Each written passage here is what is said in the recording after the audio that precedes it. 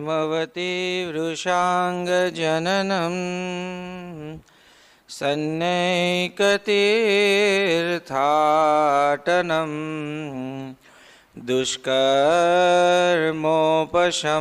च साधुशरणं सद्धर्मसंस्थापनम्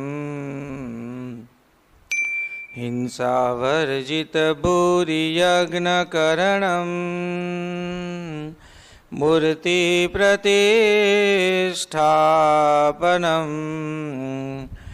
आर्यस्थापनमक्षराख्यगमनं सत्संगी सज्जीवनम्।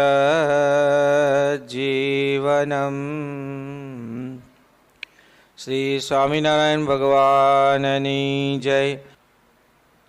આપણે બધા જ ઘર સંસારની અંદર ગૂંચવાયેલા છીએ અને દર મહિને કોઈ હીરાની અંદર હશે, કોઈ ખેતી કરતા હશે, કોઈ બીજી નોકરી કરતા હશે, દુકાન ધંધો હશે, અમિત છે અમારું મેડિકલ ચલાવે છે, તો દર મહિને આપણે 10-15 હજાર રૂપિયા કે 50,000 રૂપિયા સુધી જેવી જેની પહોંચ ને જેવી આવડત, બોલો ઘનશ્યામ છે તમારે 6-7 હજાર રૂપિયા મુંડન કરીને કમાય છે, દાઢી કરીને, તો આપણે એનું જે કંઈ કામકાજ કરવાનું છે, ધંધા પાણી કરીએ છીએ અને એના માટે કેટલી બધી મહેનત કરી કે ભાઈ ફાર્માસિસ્ટ થવું હોય, ફાર્માસિસ્ટ થયા ને તમે, તો તમે એમના ભાઈ છો, તમે શું ભણ્યા? 10મા સુધી ભણ્યા, બરાબર? મોટા ભાગના આમાં 10મું તો ભણેલા હશે જ, ઘણા કોલેજ સુધી ભણ્યા, બરાબર?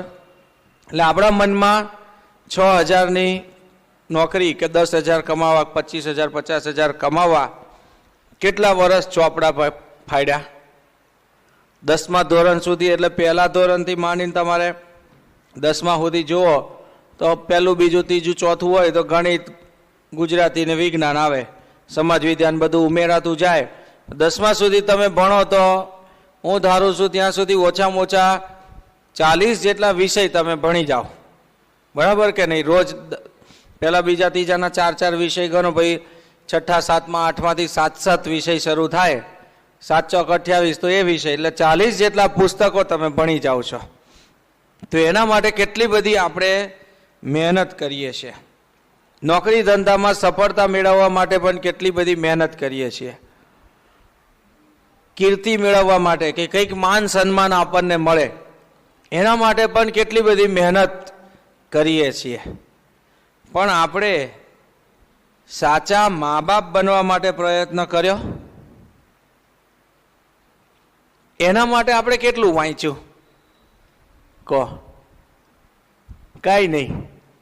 કોઈએ એવા પુસ્તક વાંચ્યા કે જેથી કરીને સાચા મા બાપ બની શકાય, કે અમારા દીકરા દીકરીઓને અમે કેટલા સાચવી શકીએ, એના માટે કેટલી ચર્ચા કરી, કેટલી વિચારણા કરી? આમ થાય બોલો કે ખેતી કરતા હોય ને કપાસ વાવ્યો હોય તો એમ વિચાર કરીએ કે આ વર્ષે વરસાદ પડશે કે નહીં, અથવા વરસાદ ન પડે તો શું કરવું, ડ્રીપ સિસ્ટમ કરવી કે નહીં, રોગ થયો છે એટલે ભાઈ મારે ઈયળ કંટ્રોલમાં આવતી નથી, શું કરવું, બરાબર કે નહીં? કંઈક ને કંઈક કઈ દવા છાંટવી, આ કરવું, ફલાણું ઢીકણું, એની ચર્ચા કરતા હોય 2-4 ખેડૂત ભેગા થઈને, હીરાવાળા 2-4 જણા ભેગા થયા હોય તો એની ચર્ચા કરતા હોય કેમ માલ વધારે વેચાય અથવા કેમ માલ વેચાતો નથી, રફ કેમ આવતું નથી, કાચો માલ કેમ આવતો નથી, બરાબર કે નહીં? ચોકીના કરીએ તો વધારે મળે એવું છે, તળિયા મથાળાના વધારે મળે, શેના વધારે મળે એવું છે, ચર્ચા કરે 4-5 જણા ભેગા થઈને, બરાબર કે નહીં? તો દરેક વસ્તુમાં આપણે ચર્ચા કરીએ છીએ, પણ સાચા મા બાપ થઈએ એના માટે કેટલો પ્રયત્ન? કાંઈ નહીં।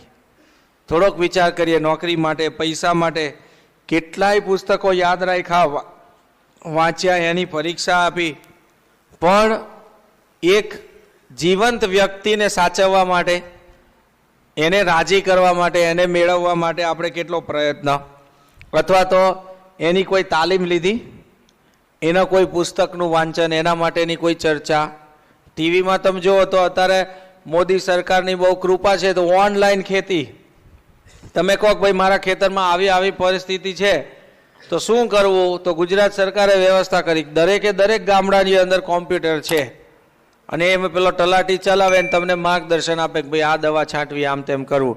છોકરાઓને કેમ ના સાચવવા ક્યાંય ટીવીમાં કોમ્પ્યુટરમાં આવે છે?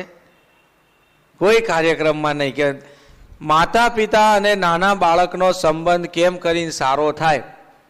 બધા શિક્ષક હોય તો એની તાલીમ હશે, આ ડૉક્ટર હોય તો એની સેમિનાર થાય. આ શિક્ષકોને આપણે તાલીમ કહીએ છીએ, એ લોકો સેમિનાર કહે, પણ મૂળ છે તો તાલીમ જ છે કે ભાઈ કેમ કરીને નવું શીખતા જાઓ. તલાટી હોય તો એની તાલીમો આવે છે, બધા કંઈક ને કંઈક. આઈસીઆઈસીઆઈ બેંકવાળા હોય તો એની તાલીમ હોય, એરટેલવાળા હોય તો કે ભાઈ અમારે તાલીમ છે 3-4 દિવસની, સોફ્ટવેર નવું અપડેટ કર્યું છે, અત્યારે BSNLમાં અપડેટ કર્યું છે. તો દરેક ક્ષેત્રની અંદર કંઈક તાલીમ હોય છે, પણ બાળકને સાચવવાની તાલીમ ક્યાંય નહીં. એના પુસ્તકો, એની ચર્ચા ક્યાંય થતું નથી. જો બાળકને સાચવવો, સાચા માતા પિતા બનવું ને સૌથી અઘરામાં અઘરી વસ્તુ છે. ડૉક્ટર થઈ જવાય. વોલ્ટ ડિઝની કરીને બહુ મોટા વ્યક્તિ થઈ ગયા અમેરિકાની અંદર.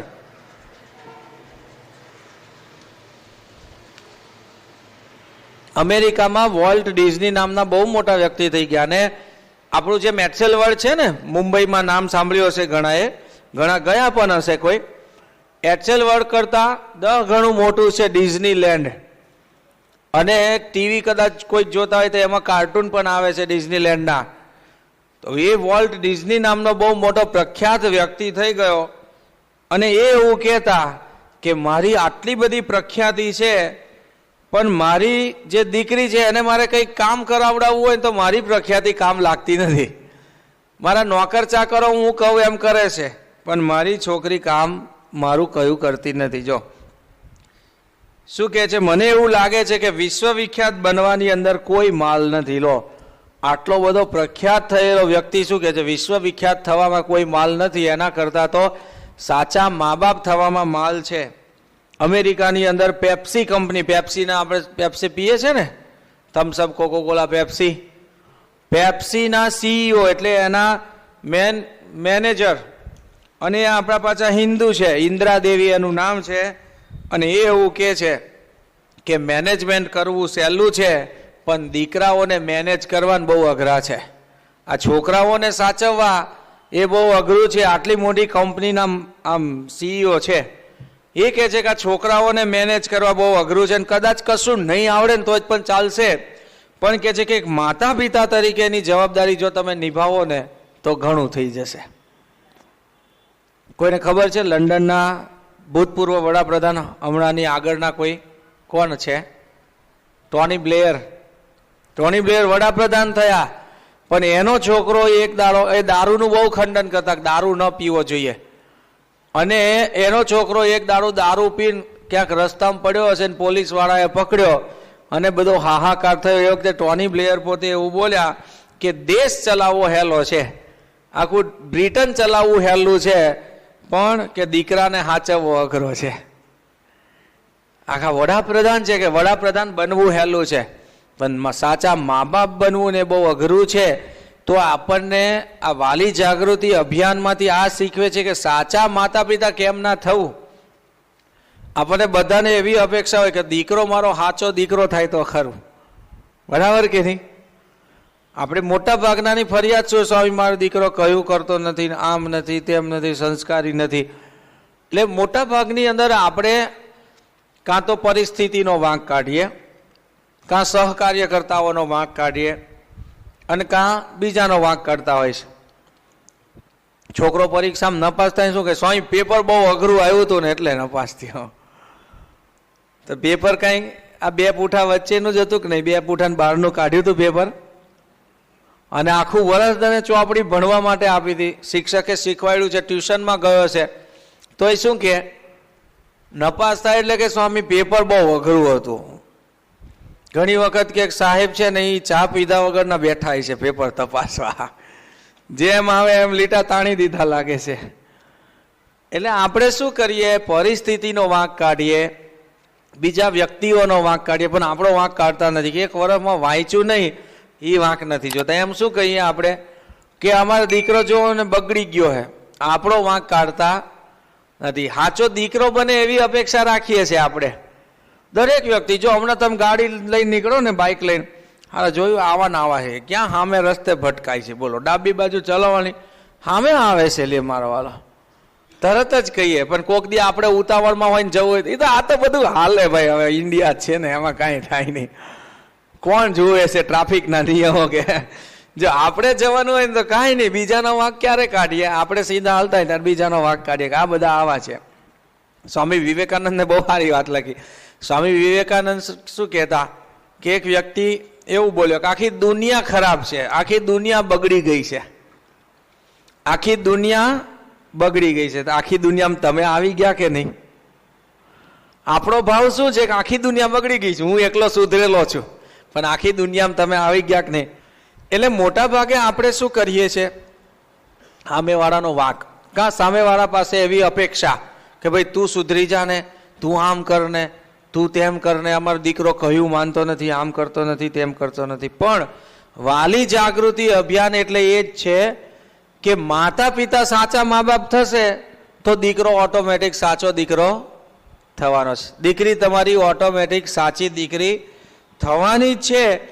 તો જે દીકરા દીકરીઓ 20-20 વર્ષ આપણી ભેગા રહે છે અને માતા પિતા દુઃખ વેઠીને પેટે પાટા બાંધીને એને ભણાવે છે, એ કેમ કરે છે, બધું જ થાય છે, છતાંય સંતાનો કેમ કડવા કારેલા જેવા થાય છે?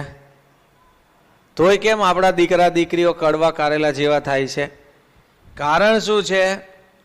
આપણે વિચાર કર્યો નથી. આ અંતરદ્રષ્ટિનો વિષય છે કે કેમ મારા દીકરા દીકરી આવા આડે રસ્તે જાય છે. તો એનું મૂળ કારણ આ છે કે માતા પિતાએ ધ્યાન રાખ્યું નથી. એ જ મૂળ કારણ છે. આપણે આપણા દીકરા દીકરીઓને સંસ્કાર આપીશું તો એ સારે રસ્તે ચાલવાના જ છે, એ કોઈ દિવસ ખરાબ રસ્તે જવાના નથી. તો દીકરા દીકરીઓને સંસ્કાર આપવાની જરૂર છે, એને સાચવવાની જરૂર છે, એને સમય આપવાની જરૂર છે, તો એ લોકો તમારા થઈને રહેશે. મૂળભૂત પહેલામાં પહેલી વસ્તુ એ છે કે એને સમય આપો. તમે પૂછો કે ભાઈ તું શું કરે છે, ક્યાં ભણે છે, કોણ તારા મિત્ર છે, ઘણીવાર ખબર નથી હોતી. હમણાં જ પેલા અમારા સારંગપુર નિર્ગુણ સેવા સ્વામી છે, આદિવાસી વિસ્તારમાં વિચરણ કરીને આવ્યા, પોસીના હિંમતનગર, કે સ્વામી હાવ આદિવાસી એટલે આમ ગમાર જેવા બધા. એને પૂછીએ ને કે તારા દીકરા કેટલા? રીતસર હો, તો 5-6 છોકરાઓ હોય, એમાંથી કે એને 2-3 નામ આવડતા હોય, 4 નામ ન આવડે એને. એટલે પોતાના દીકરાને રીતસર આમ. આ વિવેક સાગર સ્વામી પ્રસંગ પોતે કહેતા, અને વર્ષો જૂનો પ્રસંગ. એમ આ વડોદરા બાજુ ક્યાંક વિચરણમાં ગયા હશે ને એને પૂછ્યું કે તારા દીકરા કેટલા? 7 દીકરા, એના 6 નામ આવડ્યા, ચિરાગ ને ચેતન ને કિરીટ ને મુકુંદ ને આંતેન. એટલે આ હાથમાં તો રહી ગયો, તો કે હા રહી ગયો. આપણને મનાતું નતું કે આવા હશે, અરે દીકરાના જન્મ પોતે આપ્યો ને એને દીકરાનું નામ નહીં ખબર હોય. નિર્ગુણ સ્વામી મને હમણાં કહ્યું કે સ્વામી પોશીના વિસ્તારમાં ગયા હતા, ત્યારે આદિવાસી 6-7 છોકરા હોય, 3 નામ આવડે, 4 નામ ન આવડે એવા. હવે ક્યાં એને છોકરાના નામ નથી યાદ, માતા પિતાને બોલો.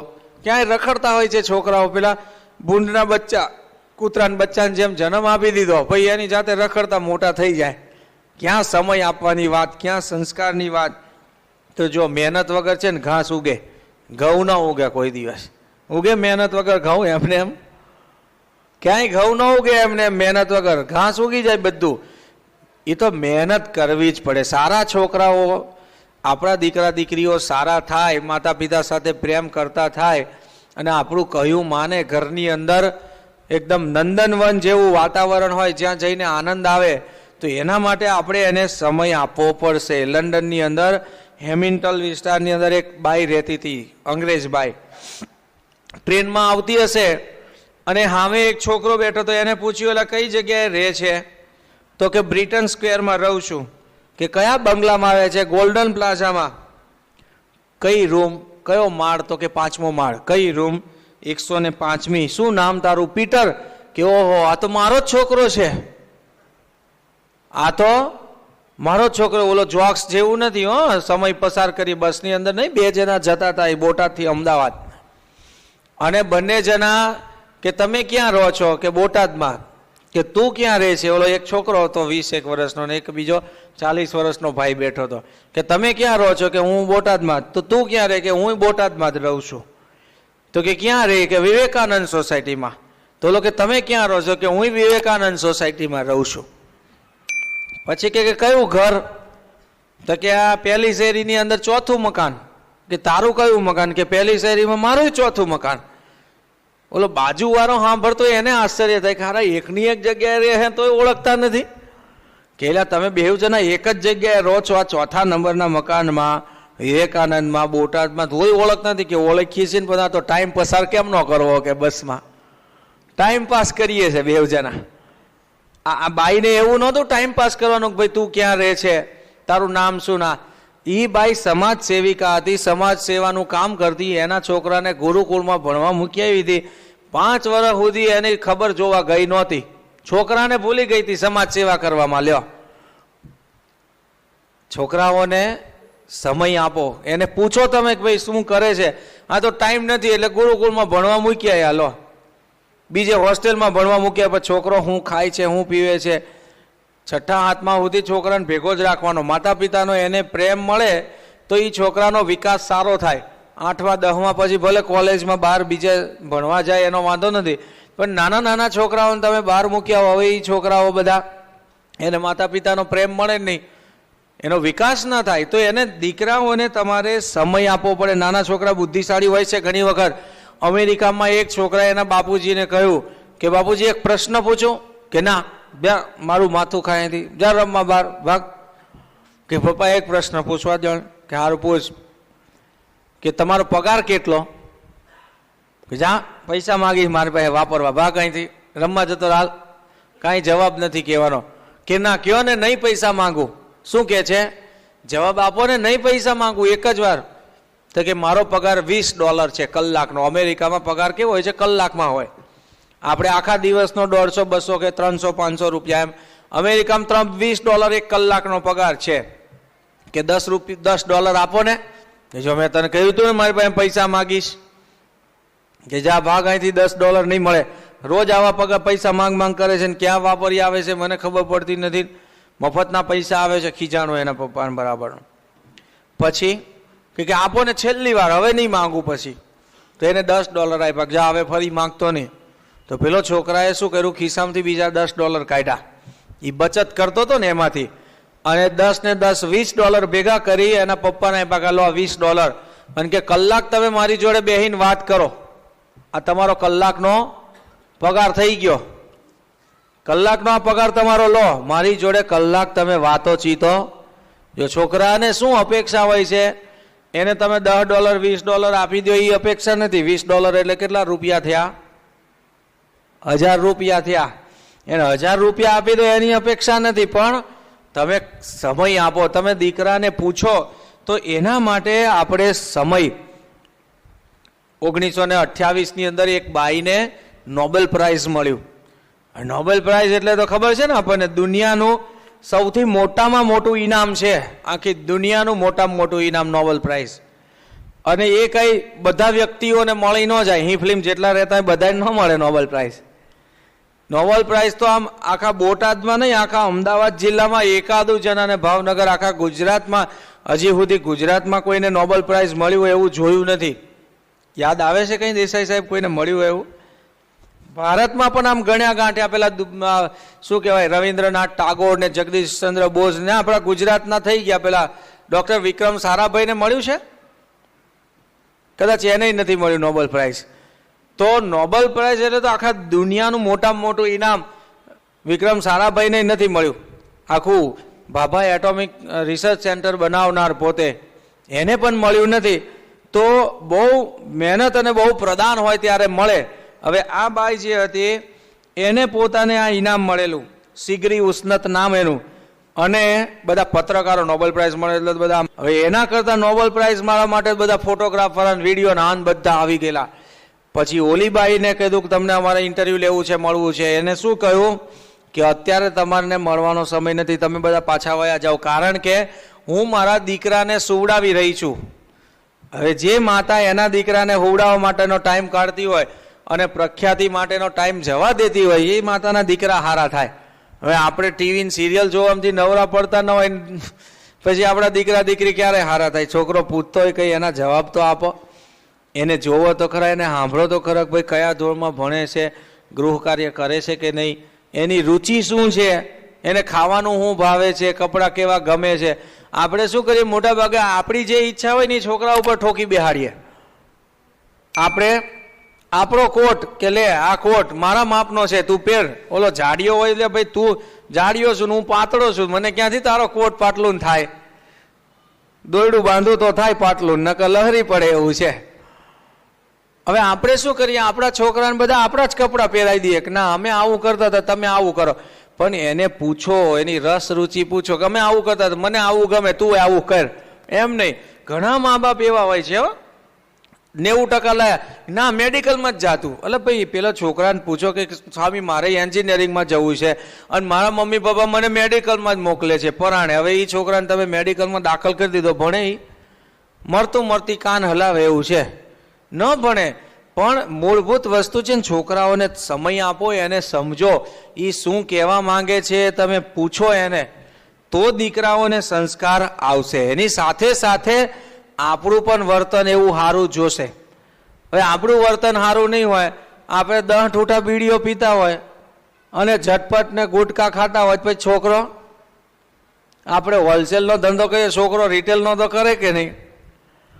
10 બીડીઓ પીએ તો એ છોકરો એકાદ બીડી તો પીવાનું શરૂ કરવાનો જ છે. અને આમ જોવા જાવ તો બાપ તેવા બેટા ને વર તેવા ટેટા, ગુરુ કરતા ચેલા હવાયા. તમે 10 બીડી પીશો તો એ હવાઈ પીશે, 12.5 બીડી પીવાનો છે એ મોટો થઈને, પીવે જ કે નહીં. પણ માતા પિતાએ પણ પોતાનું વર્તન એવું હોવું જોઈએ. લંડનના કાર્ડિનલ હતા વોધાન કરીને, બહુ મોટા કાર્ડિનલ, એટલે આમ ધર્મગુરુ કહેવાય. આપણે અહીંયા પેલા આત્માનંદ સરસ્વતી બધા છે ને અહીંયા બોટાદમાં, કંઈક હમણાં રામચરિતની પારાયણ છે ને, તેવા મોટા મોટા ધર્મગુરુઓ ત્યાં ખ્રિસ્તી ધર્મમાં સદગુરુ કહે છે એને કાર્ડિનલને. હવે એ પોતે નાના હતા અને બહુ ઉતાવળમાં જમતા, એટલે એના દાદાએ કીધું એટલે આ બળદિયાન જેમ શું ખાય છે, ફટાફટ ધીમે ધીમે ખા, શાંતિથી, કેમ આવી ઉતાવળ કરે, કંઈક ધીરજ રાખ. તે છોકરાએ શું જવાબ આપ્યો દાદાને કે દાદા તમે જમી લીધા પછી ઓલી ચીકણી ઊંઘવાની હોય, મોટો મુઠ્ઠી ભરો છો ચપટો મોટો, ત્યારે તમે ધીરજ રાખતા નથી. જે છોકરાઓ જુએ છે કે નહીં, તરત જ જુએ. અને એ દિવસે એના દાદાએ ચીકણી ડબલાનો ઘા કરી દીધો. આ કાર્ડિનલ પોતે કે છે, ખ્રિસ્તી ધર્મના ધર્મગુરુ, કે મારા દાદાને જે આ સંયમનો પાઠ, એને જે પોતાનું જીવન સુધાર્યું, એને લઈને મને પણ મારું જીવન સુધારવાની પ્રેરણા મળી, તો આટલા જ મોટા ધર્મગુરુ સુધી હું પહોંચી શક્યો છું. તો જો આપણું જીવન પણ સારું હોવું જોશે, માતા પિતાએ બાળકને સારો, હવે જે માતા પિતા ધૃતરાષ્ટ્રને ગાંધારી જેવા હોય તેના દીકરા કેવા થાય, દુર્યોધન જેવા જ થાય ને. પછી દુર્યોધન જેવા થાય, પોતે કપટ કરતા હોય તો પછી આપણા દીકરા પણ કપટ કરવાના જ છે. તો એના માટે આપણું જીવન સારું હોવું જોઈએ. ધૃતરાષ્ટ્ર હોય અને પછી અર્જુન જેવા દીકરા થાય એવી આશા રખાય નહીં. એના માટે તો કુંતા માતા અને પાંડુ જેવા જોઈએ. ઘનશ્યામ મહારાજ ક્યારે આપણા ઘરે પ્રગટ થાય, ધર્મ અને ભક્તિ હોય તો આપણું જીવન ધર્મદેવ જેવું હોવું જોઈએ. અને માતાનું જીવન ભક્તિ માતા જેવું હોય તો ઘનશ્યામ મહારાજ પ્રગટ થાય. એવું નથી બધી જગ્યાએ ઘનશ્યામ મહારાજ પ્રગટ ન થાય, પ્રગટ થાય.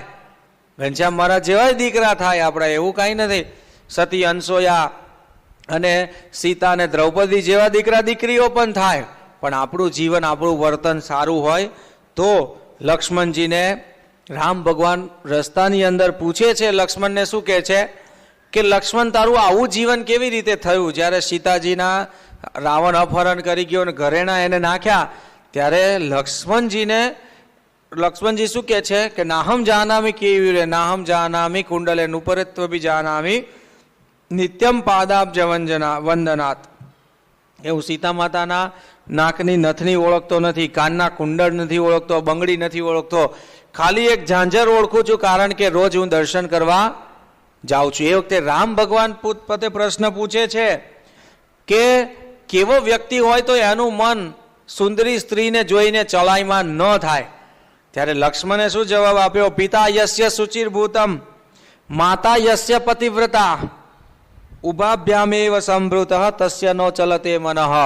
પિતાનું જીવન એકદમ પવિત્ર હોય અને એમના માતા પણ પતિવ્રતા સ્ત્રી હોય અને એના થકી જે સંતાન જન્મે એનું મન વિષયની અંદર જાય ને એનું મન ક્યાંય આડું અવળું ડગમગાટ થાય. માતા પિતાનું શુદ્ધ જીવન હોય. જો ગાંધીજી જેવા, ગાંધીજીની કેવી સત્યનિષ્ઠા, જબરજસ્ત એની સત્યનિષ્ઠા, ધર્મપરાયણતા, તપ ઉપવાસ વ્રત જબરજસ્ત કરતા ગાંધીજી. પણ એના સંસ્કાર એની માતામાંથી આવેલા. એના માતાને એવો નિયમ હતો, જ્યાં સુધી સૂર્યના દર્શન ન થાય ત્યાં સુધી જમવાનું નહીં શ્રાવણ મહિનામાં. તો ઘણી વખત વાદળા આવી જાય, સૂર્યના દર્શન ન થાય તો ત્યાં સુધી બપોર સુધી જમે નહીં. આખો દિવસ દર્શન ન થાય તો રાત્રે પણ જમતા નહીં, ઉપવાસ કરતા. ગાંધીજી કે અમે આવું નજરે જોયું છે. ઘણીવાર માતા ઘરની બહાર જાય, સૂર્યના દર્શન ન થાય, પાછા આવતા રહે, જાય ને પાછા આવે. હવે આવું પતિવ્રતા જીવન, આવું એમનું નિયમ ધર્મવાળું વ્રતપરાયણ જીવન, પછી દીકરા દીકરીઓ એવા થાય કે નહીં માતા પિતાના સંસ્કાર જોઈને? તો આ કહે છે કે પિતા યસ્ય શુચિર્ભૂતમ, પિતા પણ એવા પવિત્ર નિયમ ધર્મવાળા હોવા જોઈએ. પવિત્ર નિયમ ધર્મવાળા હોય અને માતા પતિવ્રતા સ્ત્રી હોય ત્યારે એવા દીકરા દીકરી જન્મે. મુંબઈની અંદર એક વખત છે ને, એક ટ્રેનની અંદર પેલા ખિસ્સા કાતરું બધા બહુ હોય છે મુંબઈમાં. ખિસ્સું કાપી જાય ખબર પડી નહીં આપણને, ઠેલો કાતરમાં કાપી લીધું હોય, ઠેલો લટકાયેલો હોય અને એનું કાંટિયું કાપી નાખે ખબર ન પડે, ઠેલો લઈને વયો જાય. હેઠે ઉતરીએ ત્યારે ખબર પડે કે મારો ઠેલો વયો ગયો. એમ ખિસ્સા કાતરું હતા. એક બાઈ એ ખિસ્સા કાપવાનો ધંધો કરતી. લો બાઈ, ભાઈ માણસ તો ખિસ્સા કાપવાનો ધંધો કરતો, એ તો સાંભળ્યું, બાઈ માણસ એ ખિસ્સા કાપવાનો ધંધો. અને એક ભાઈનું ખિસ્સું કાપવાની તૈયારી કરીને એ ભાઈએ હાથ પકડ્યો. એને ખબર પડી ગઈ કે આ મારું ખિસ્સું કોઈ કાપે છે. એટલે પછી પેલા ભાઈએ કીધું કે હું ખિસ્સા કાતરું જ છું. શું કીધું એને? કે હું ખિસ્સા કાતરું જ છું. એટલે મને તરત ખબર પડી ગઈ. પેલી બાઈ કહે છે કે આ મારો હાથ પકડ્યો છે, હવે પકડી રાખજો કાયમ માટે, છોડતા નહીં. એટલે બે જણાએ લગ્ન કરી લીધા અને લગ્ન થઈ ગયા. અને પછી દીકરાનો જન્મ થયો હોસ્પિટલની અંદર. દીકરાનો જન્મ થયો તો પેલી નર્સની વીંટી ખોવાઈ ગઈ, મળે નહીં હોનાની વીંટી હાથમાં. હારી બધે તપાસ કરી, ક્યાં ગઈ? તો ઓલા છોકરાની મુઠ્ઠી ખોલી નાના છોકરાના હાથમાં હતી.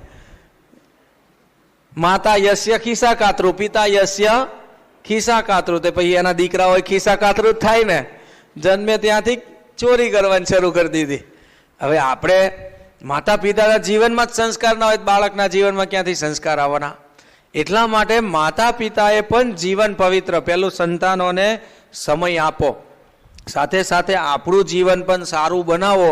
તો એટલા માટે આ વાલી જાગૃતિ અભિયાન કર્યું. આપણને એમ થાય કે દીકરો મારો ધ્રુવ જેવો હોય, પ્રહલાદ જેવો હોય, નચિકેતા જેવો હોય, પણ એના માટે આપણે તૈયારી તો કરવી પડશે ને. વગર તૈયારીએ પહેલો નંબર થોડો આવવાનો છે.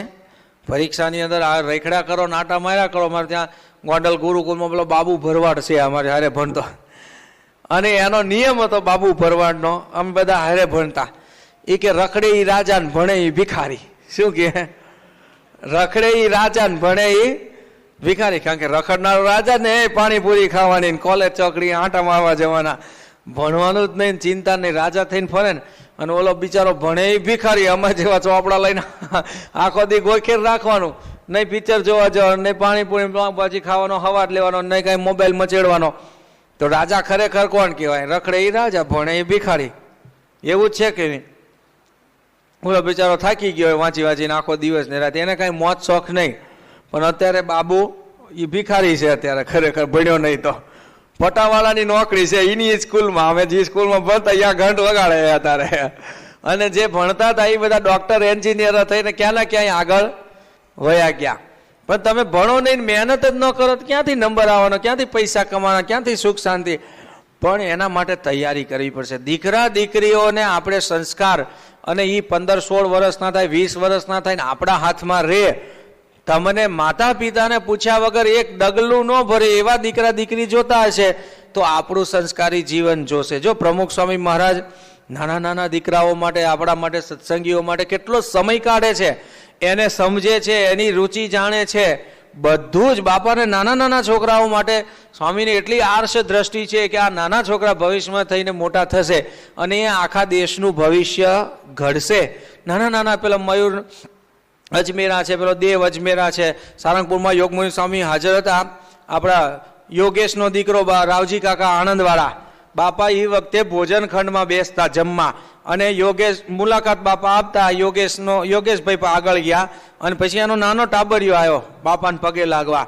સ્વામીએ પૂછ્યું શું નામ તારું? પૂજા કરે છે?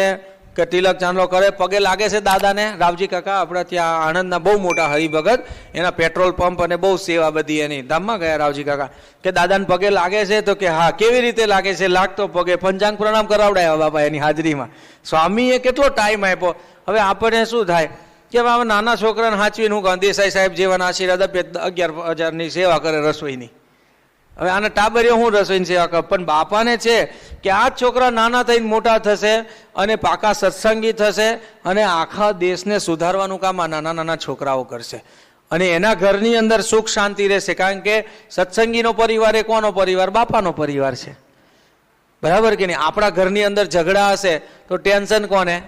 બાપાને, સંતોને. તમે કહેશો યોગમુનિ સાઈન, યોગમુનિ સાઈન બાપાને કાગળ લખશે ભાઈ સ્વામી આ કૃપા કરો કે આને સારું થાય. તમે બીજા કોઈક સંતોને વાત કરશો, આરુણી ભગતને ઓળખતા હોય, કોઠારી સાઈન ઓળખતા હોય, નારાયણ મુનિ સાઈન ઓળખ, જેને તેને આપણે શું વિનંતી કરશું કે સ્વામી કંઈ કૃપા કરો. ડૉક્ટર સ્વામી આવે એને પ્રાર્થના કરીએ કે આવો તકલીફ છે. એ ચિંતા કોની બધી? BAPS એક પરિવાર. તમારી ચિંતા એ અમારી ચિંતા છે. બરાબર?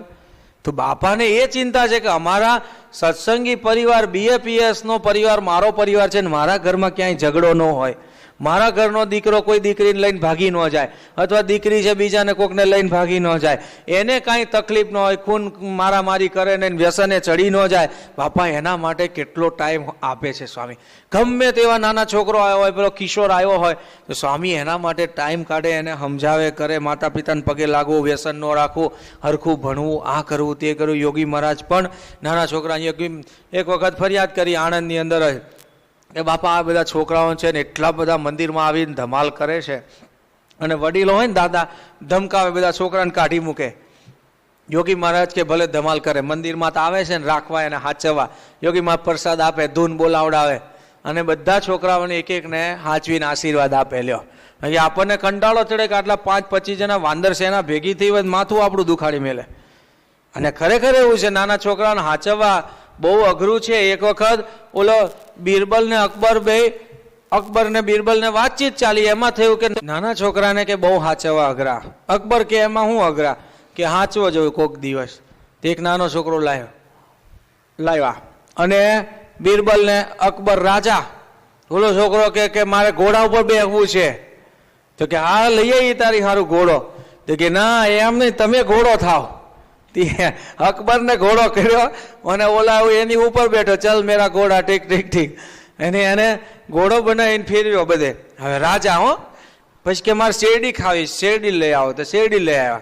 કે એમ નહીં કે છોલેલી શેરડી ખાવી, આખી માદળિયા કરી દો તો ખાવ. તે છોલી નાખી અને છોલીને માદળિયા કરીને આપ્યા. કે ના આવી નથી ખાવી, હવે પાછા ટુકડા જોઈન્ટ કરીને મને ખવડાવો. કે ઓલો અકબર કે આ છોકરા હાચવા ભાઈ બિરબલ ને કે તું આ લઈ જા છોકરા બાપા, મારે હાચવવા નથી. હવે છોકરો રડે નાનો, આમ તો રમકડા હારું રમકડું લાવી દો, તો રમકડા ઉપર કૂદીને એને તોડી નાખે ને ફરી કે હવે નવું લાવી દો મને. કે લ્યો હવે છોકરા હાચવવા અઘરા છે. એને ખરેખર તો સ્વામી બાપા યોગી મહારાજ આવા નાના નાના છોકરાઓની સભા કરે. અટલાદરામાં બાપા આખો હોલ આવો ભરેલો હોય, નાના નાના છોકરાઓનો સભા. નાભુ સ્વામી બહુ ઉત્સાહી, 125 બાળ મંડળ ચલવે છે ત્યાં. એ બધાને ભેગા કરેલા, નાના છોકરા એક અવાજ કરે એટલે બીજો, આખી સભા અવાજ અવાજ અવાજ. બાપા કે એટલે બધા શાંતિ રાખો, છાના રહો, હમણાં પ્રસાદ મળશે બધાને. માન છાના રાખે બાપા 10 મિનિટ અને બાપા આશીર્વાદ આપે. 10 મિનિટ આશીર્વાદ આપે ને વળી પાછો એક ઊભો થાય ને એટલે બીજો ઊભો થાય, વળી ધમાલ કરવા માંડે. બાપા કે બધા છાના રહ્યો, બધા કાર્યકરો કે બાપા કે બધાને શાંતિ રાખો, બધા હમણાં સભા પૂરી થઈ જશે, હમણાં વિડીયો બતાવે, માન છાના રાખે. પણ સ્વામી કોઈ દિવસ ખીજાય નહીં, ગુસ્સે થાય નહીં. નકર એમ થાય કે આવા બધા છોકરાને હું ભેગા કરો, તમને ભાન પડે કે નહીં આ 80 વર્ષનો હું થયો, મારે બાળ મંડળની સભા કરવાની, એવું થાય કે નહીં? પણ સ્વામી છે ને એ સમજે છે કે બાળકને સંસ્કાર આપવાના છે અને મારે હાચવવાનો છે, હું એનો વાલી છું. ખરેખર તો આપણે એના વાલી છીએ, એને બદલે બાપા મોટા વાલી છે. રઘુવંશની અંદર લખ્યું છે, રઘુવંશના જે રાજાઓ હતા, સપિતા પિતરસ્તાસામ કેવલમ જન્મ હેતવઃ, કે ખરેખર તો આ રઘુ રાજા, દિલીપ રાજા, એ રાજાઓ હતા, એ ખરેખર તો આખી પ્રજાના પિતા હતા. અને પેલા તો ખરેખર એના જન્મ આપનાર જ પિતા હતા, કારણ કે આખી પ્રજાનું પાલન એ કરતા. એમાં આખા BAPS ના જેટલા દીકરા દીકરીઓ છે એના મા બાપા પ્રમુખ સ્વામી મહારાજ છે. આપણે તો ખાલી જન્મ આપ્યો, બાકી બધી ચિંતા બાપા એને કરે છે. નાનો છોકરો જો દીકરા ના થતા હોય તો આપણે આશીર્વાદ લેવા જોઈએ, બાપા આશીર્વાદ આપો દીકરો થાય, બાપાના આશીર્વાદથી દીકરો થાય. બરાબર? દીકરો થયો પછી બહુ ધમાલી હોય, પેલા ધીરેન્દ્ર વીછીનો જયેન્દ્ર હતો ને કેવો ધમાલી. સ્વામી બાપા પછી બહુ ધમાલ કરે, બહુ. ધીરેન્દ્રભાઈ કહ્યું કે સ્વામી આ બહુ ધમાલ કરે. બાપા કે હવે શાંત થઈ જશે. સાંકરીની અંદર શિબિરમાં કાર્યકરો શિબિરમાં આશીર્વાદ આપે. બાપા કે એનો પૂર્વ જન્મ વાંદરાનો હતો એટલે આ ધમાલ કરે છે. હવે ભગવાનની કૃપાથી બધું સારું થઈ જશે અને એના પૂર્વજન્મનું બધું ભાગ્ય ફેરવીને ધમાલ કરતો. છોકરા ધમાલ કરતા એટલે આશીર્વાદ મેં કે સ્વામી આ કંઠી પહેરવાનું કંઈક ધમાલ કરતો બંધ થાય એવું કરો. પછી ભણતો ન હોય કે સ્વામી કંઈક ભણે એવું કરો. એડમિશન ન મળતું સ્વામી કંઈક એડમિશન ગુરુકુલ સારંગપુરમાં કહી દો તો અમારે થઈ જાય. કાં બીજે બધા નડિયાદ એપીસીમાં કાંઈ તે કોલેજમાં મળી જાય. વળી પાછો ભણી રહે ત્યાર પછી કંઈક સ્વામી આને કંઈક નોકરી મળે એવા આશીર્વાદ આપો. નોકરી મળે, નોકરીનું થાય કે હવે છોકરી મળે એવા આશીર્વાદ આપો. તો ખરેખર આ પિતા કોણ છે? આ પ્રમુખ સ્વામી મહારાજ છે કે આપણે છીએ? અને સંસ્કાર આપવાની વાત તો જુદી પાછી. તો ખરેખર પ્રમુખ સ્વામી મહારાજ એવા સાચા પિતા છે. તો આપણે પણ એવા બાપા જેવા સાચા વાલી થઈએ ને આપણા દીકરાઓને સંસ્કાર આપીએ. બીજું કાંઈ ન કરીએ તો કાંઈ નહીં. છોકરાને અહીંયા આપણા બાળ મંડળમાં લાવતા કરીએ મોટામાં મોટી જવાબદારી આપણી છે. બાકી બાપાએ આપણને દીકરાઓને સંસ્કાર આપવા માટે સંતો મૂક્યા જ છે. રોજ મંદિરે આવો, સવારમાં તો દીકરો નાનો હોય તેને લાવો એટલે સંતોને પગે લાગતો થાય, ઠાકોરજીને પગે લાગતો થાય, દંડવત કરતો થાય. ભલે 2 ચોકલેટ યોગમુનિ સ્વામી ચોકલેટ રાખે જ છે, ચોકલેટ એને આપશે એટલે એ રાજી થઈ છે. પણ છોકરાઓને મંદિરે લાવતા કરો. એને ઘરની અંદર પણ તમે પૂજા કરતા હોય બાજુમાં બેહાડો, એને તિલક ચાંદલો કરો, 2 માળા ફેરો છે. ભલે ઘણી વાર શું નાના છોકરા હોય મૂર્તિઓ આમ તેમ આગી પાછી કરી નાખે, ભલે મૂર્તિથી રમે આગી પાછી કરે એનો વાંધો નહીં, પણ છોકરાઓને સંસ્કાર આપો તો ખરેખર એવા આપણે વાલી થયા કહેવાઈએ. અને આપણા ઘરની અંદર શાંતિ, ખરેખર તો આપણી શાંતિ માટે જ આ બાળ મંડળમાં લાવવાનું પ્રમુખ સ્વામી મહારાજ શું કરવા કહે છે? અમારા સંતોને પગ દબાવે એટલા માટે? એટલા માટે નહીં, મોટો થઈને તમારું ગળું ન દબાવે એટલા હાટું બાળ મંડળમાં લાવવાનું કહીએ છીએ.